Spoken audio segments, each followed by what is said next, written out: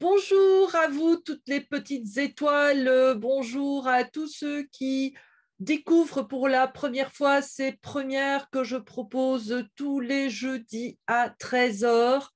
Oui, 15 minutes pour découvrir un outil, une pratique, un processus qui s'appelle les constellations systémiques et ainsi découvrir comment cette approche peut permettre de se libérer de blocages qui empêchent de se réaliser pleinement dans sa vie. Alors aujourd'hui, je vais parler de la relation à l'argent et effectivement, je vais vous parler de l'impact que peut avoir des histoires familiales en relation avec l'argent. Alors oui, des faillites qui ont eu lieu chez nos ancêtres peuvent impacter notre relation à l'argent, nous amener à avoir peur de dépenser ou bien d'être trop dépensier ou trop joueur ou de s'arranger pour ne pas avoir d'argent dans sa vie, par exemple.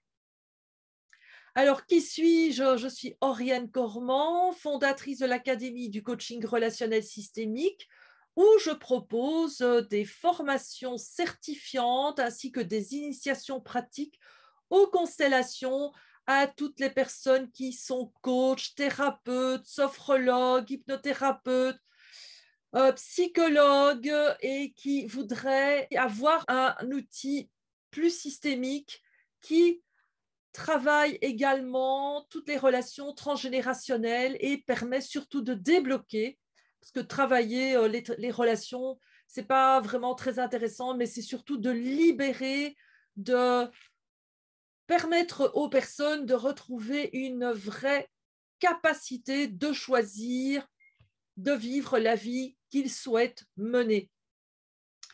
Alors, si vous avez envie d'en savoir davantage, je vous invite à visiter mon site www.academycoachingsystémique.com et surtout, je vous donne rendez-vous le 6 juin, c'est un lundi, à 18h45 pour 1h30 de constellation de groupe en ligne. Et c'est gratuit pour les personnes qui ne souhaitent pas recevoir leur constellation. Voilà, donc vous en savez plus à mon sujet et maintenant nous voilà prêts et prêtes à plonger dans le sujet. Alors, parmi vous, vous pouvez poster dans le chat, vous pouvez mettre en commentaire sous la vidéo.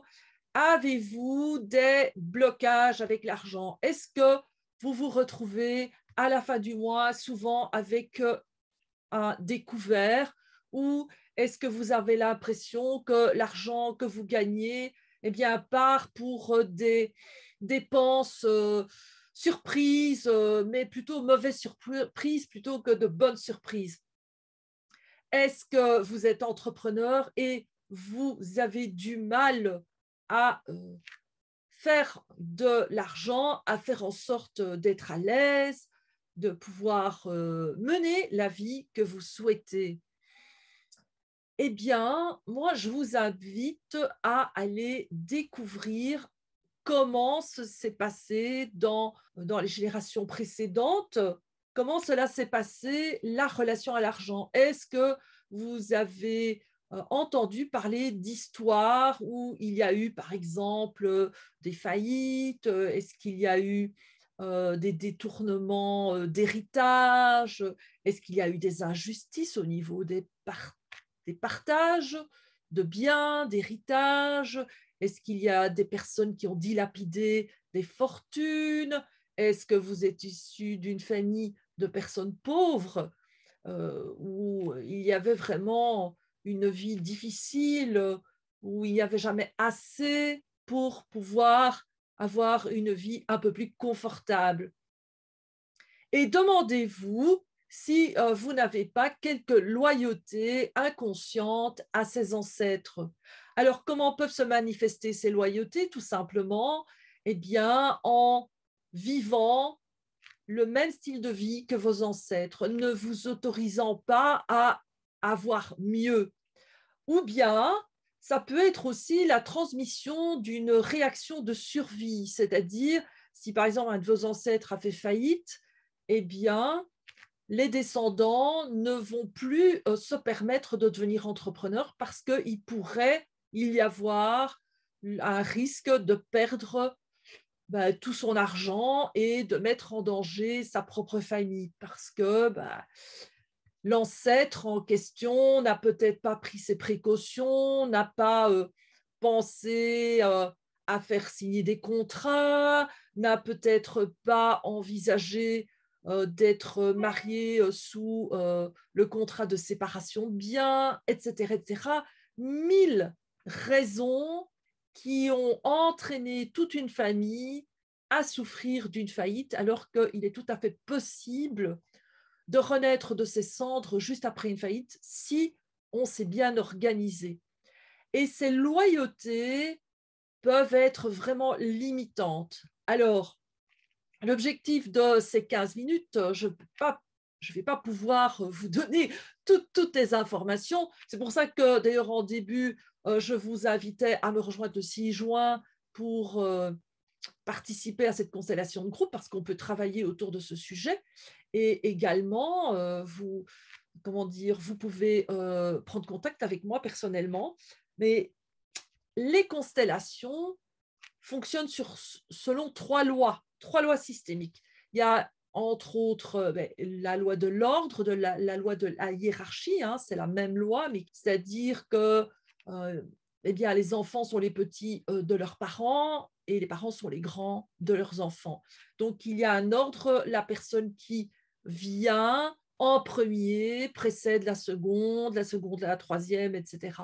Donc, l'ordre est très important et parfois, dans des héritages, l'ordre n'est pas respecté et ça va créer des tensions, ça va créer des jalousies, ça va créer un sentiment de trahison et d'injustice et il va y avoir parfois des auto-punitions. Parfois, ce qui se passe, c'est que des descendants vont essayer de réparer une injustice qui a été faite par un de leurs ancêtres. Par exemple, si vous avez eu un grand-parent ou un arrière-grand-parent qui a pris une plus grosse part de l'héritage en faisant quelques petites entourloupes, eh bien, il est possible que, en tant que descendant, vous essayez de remettre de l'équilibre dans justement cette inégalité.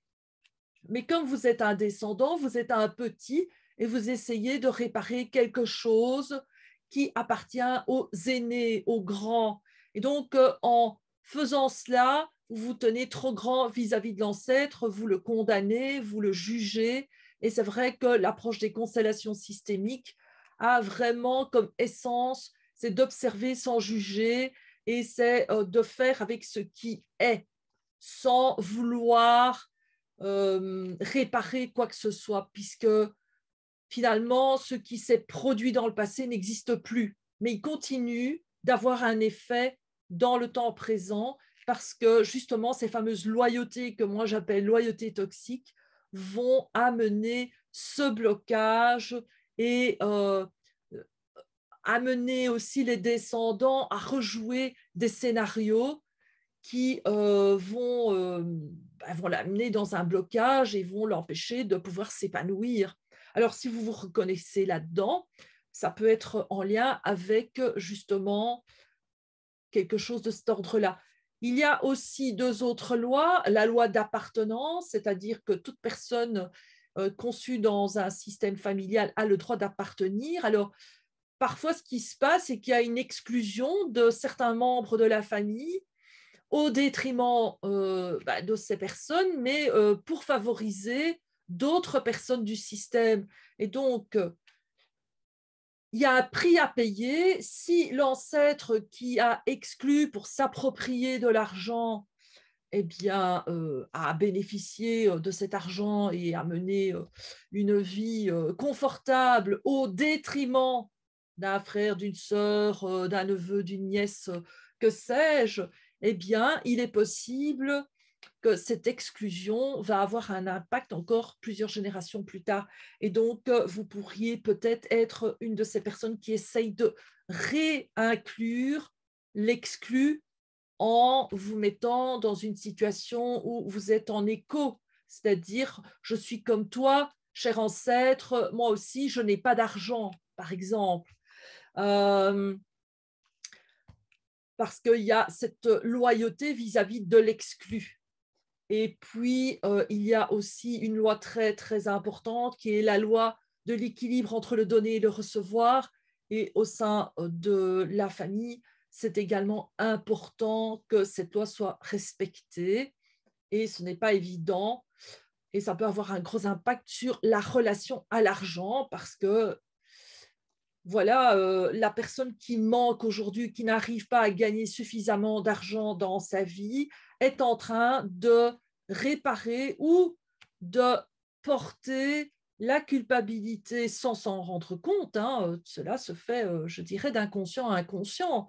Peut-être même que si vous êtes dans le cas, vous n'avez jamais entendu parler de ces spoliations d'héritage, de ces détournements, de ces faillites, etc., etc. Vous n'en avez peut-être jamais entendu parler, ou en tout cas, ça n'a jamais été flagrant à votre conscience. Mais là, aujourd'hui, je vous invite à aller revisiter les histoires familiales et aller voir qu'est-ce qui s'est passé dans cette relation à l'argent qui continue de vous impacter, vous. Et j'ai une bonne nouvelle. La bonne nouvelle, c'est que vous pouvez vraiment en finir avec ces loyautés toxiques et reprendre la responsabilité de votre vie et réinstaller un terrain favorable à une bonne relation avec l'argent. Également, il peut y avoir des blocages relationnels avec la mère parce que l'argent, c'est une énergie féminine, c'est une énergie passive. Et d'ailleurs, petit clin d'œil aux tarologues qui nous suivent, les deniers, eh bien, c'est en lien avec la terre. Et comme vous le savez, on ne dit pas le père-terre, mais on dit la terre-mère. Donc la terre est en lien avec cette énergie nourricière qui est représentée par les deniers. Et c'est une énergie vraiment yin, vraiment passive. Et s'il y a une difficulté dans votre vie avec l'argent, cela pourrait également être en lien avec une difficulté à accueillir le féminin dans votre vie ou à accepter la mère que la vie vous a donnée.